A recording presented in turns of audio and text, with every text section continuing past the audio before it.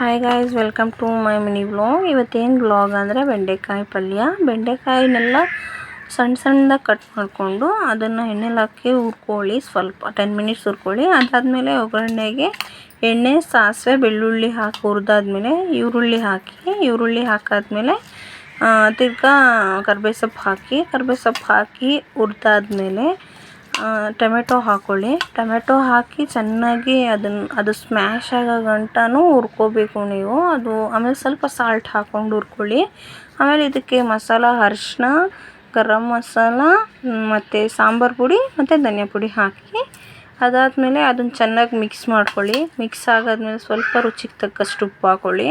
ಆಮೇಲೆ ಸ್ವಲ್ಪ ನೀರು ಹಾಕಿ ಅದನ್ನು ಸ್ವಲ್ಪ ಗಟ್ಟಿಯಾಗಿರಬಾರ್ದು, ಸ್ವಲ್ಪ ತೆಳ್ಳಗೆ ಕಲಿಸ್ಕೊಳ್ಳಿ. ಯಾಕಂದರೆ ಬೆಂಡೆಕಾಯಿ ಹಾಕಬೇಕಲ್ವ ಅದಕ್ಕೆ. ಆಮೇಲೆ ಬೆಂಡೆಕಾಯಿ ಹಾಕಿ ಚೆನ್ನಾಗಿ ಹುರ್ಕೊಳ್ಳಿ.